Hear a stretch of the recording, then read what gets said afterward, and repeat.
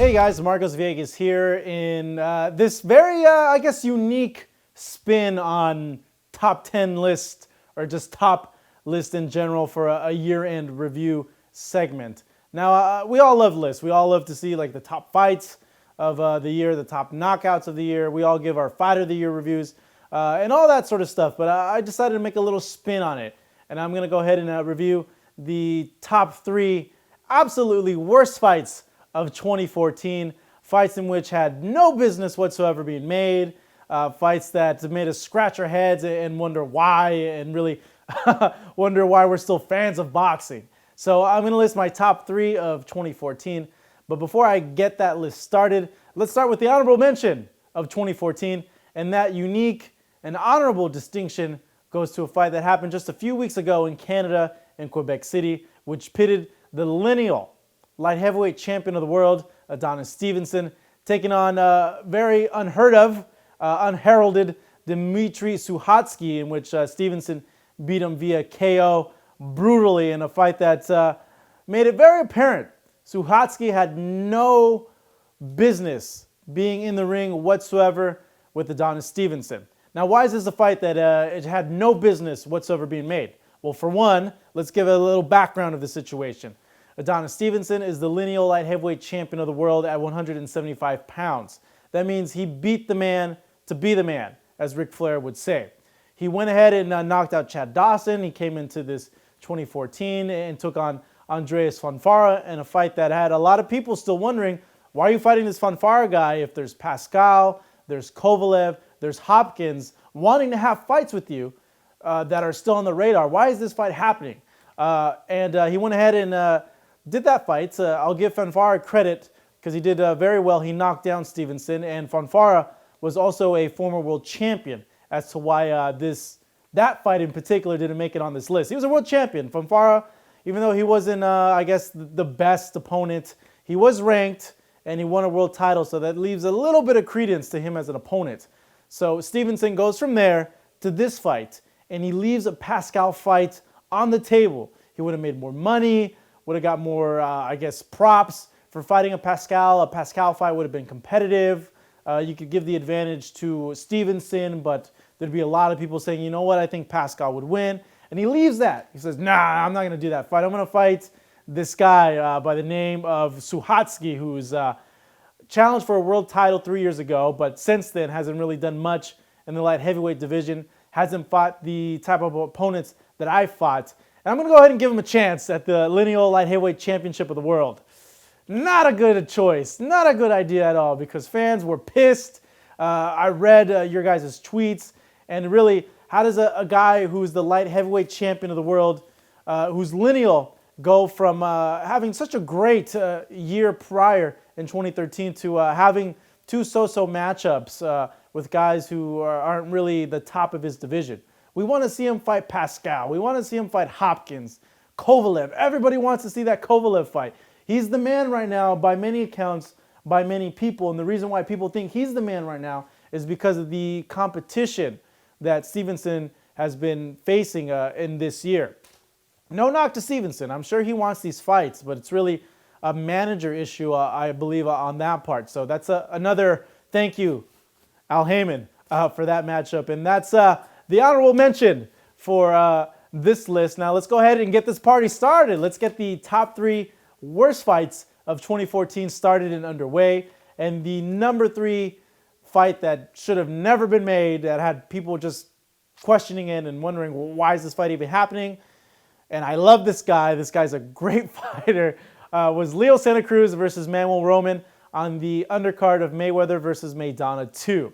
Now, it was revealed in the build-up to this fight that Manuel Roman was a former sparring partner of Leo Santa Cruz, and that became very evident very quickly in the fight as it only lasted 2 rounds, and Leo Santa Cruz knocked him out to freaking tomorrow in the second round via right hand. Now, Manuel Roman had never fought a 12-round fight. He had only fought maybe about 2 10-round fights, and the majority of his fights were 6-round fights. He wasn't even ranked at that division, at the super bantamweight division, and he gets a title fight against one of the top reigning champions. Many see Leo Santa Cruz as the number 2 guy in that division, besides Guillermo Rigondeaux. And that kind of gives you perspective. People have been wanting this Santa Cruz Rigondeaux fight, Santa Cruz Frampton, Santa Cruz Quigg, all the other champions for a very long time.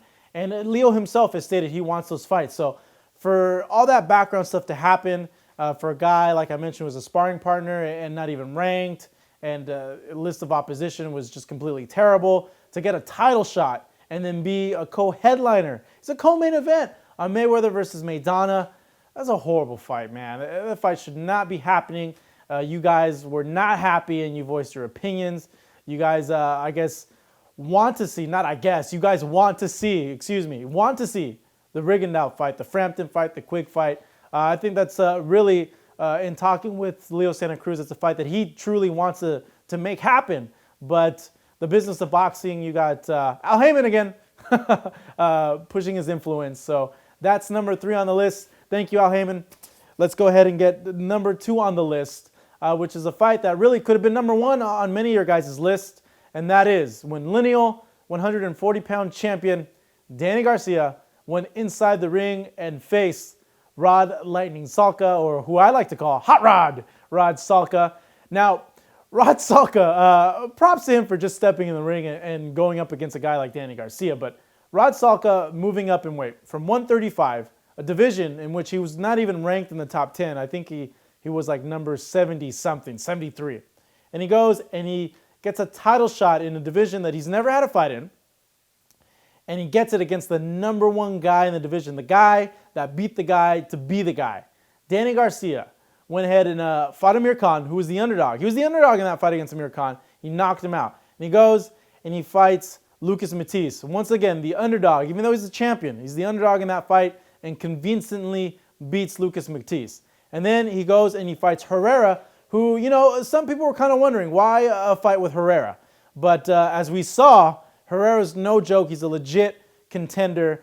And regardless of what you think, Danny Garcia had a really hard time with Mauricio Herrera. So he goes from those 3 fights, really top caliber competition, and then he fights Rod Salka at the Barclays Center. Now, I think a lot of people were mad. For one, why is this guy getting a title shot when that fight with Herrera just happened, and people want to see a Herrera rematch, people want to see a Matisse rematch, people want to see a Khan rematch. Now that I'm thinking, wow, there's a lot of people wanting to see rematches involving Danny Garcia. They wanted to, I guess, in a way, see Danny Garcia redeem his performance against Herrera against a top caliber opponent. And that honestly just wasn't Rod Salka. We're so used to seeing Danny challenge himself and facing the top guys in his division and beating them, that when we were approached and given this fight with Rod Salka, it pissed a lot of people off. You know, people don't want to see people don't want to see the number 1 guy, lineal, number 1, he's the man, facing guys that aren't even ranked. We want to see the man face the best. That's what makes boxing great, and really that's what made Danny great. He went ahead and fought the best, fought those fights that needed to fight. So him fighting Rod Salka, no bueno. Let's hope we never ever see a matchup like that again, please. And once again, thanks, Al Heyman. And now, the number 1 most, I guess, talked about and really, honestly, shameful fight of 2014. Didn't even come by way of an active professional boxer. This came in Russia on the undercard of Ruslan Provodnikov versus Jose Luis Castillo, and that gives it all away. Mickey Rourke against Elliot Seymour. Now, when this matchup was announced, I thought, wow, you know, Mickey Rourke, 61. His last pro fight was like in the 90s. It's been close to 30 years since he's fought again, and he's fighting a 31-year-old. So when I read that headline, I was like, wow, you know, big props to Mickey Rourke. He leaves Hollywood, leaves, you know, $1 million movies and $1 million checks to step inside the ring and get his face punched in against a guy who's 30 years younger than him. You know, at first I was like, you know, that's a really ballsy move. We should commend him. And then the fight happened.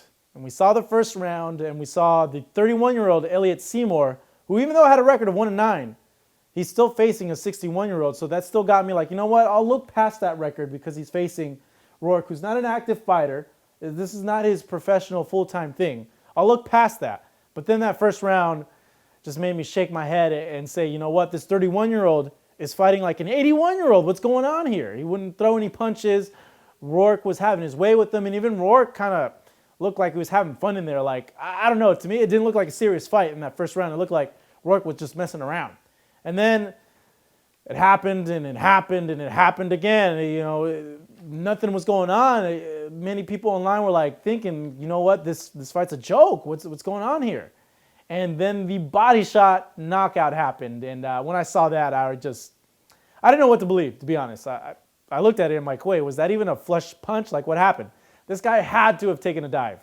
And then I go on Twitter, and all you guys respond with, this fight was fixed. This guy took a dive. This is horrible. And, you know, at first I wanted to give Rourke credit and be like, you know what? He stepped in the ring. He did something a lot of us would never really, to be honest, have the balls to do. And he left, you know, $1 million paychecks to come and do something. So, you know what? Give him his respect. And then it starts coming out little by little tidbits of news. Elliot Seymour's homeless. He was broke. He needed money really bad. So he took the fight. And then the affirmation of what many of you felt was fairly obvious as soon as the first minute of that fight was finished, that the fight was thrown, it was a fixed fight.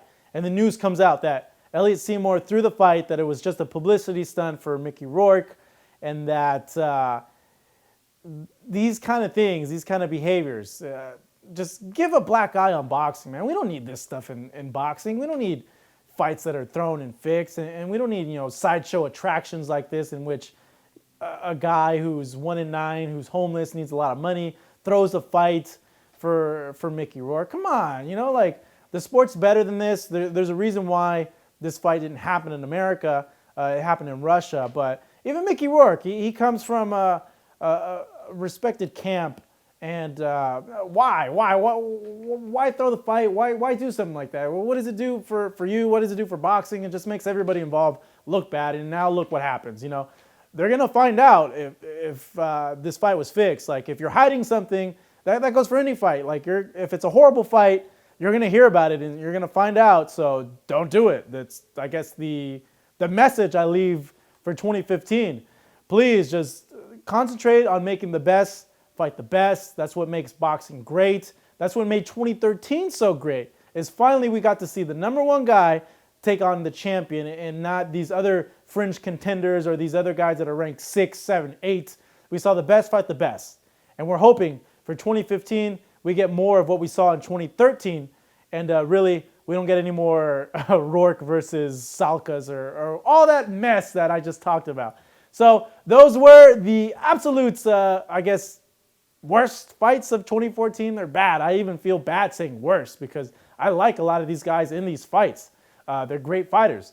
But yeah, less of that, more of champions facing champions, more unifications, and more the best fighting the best.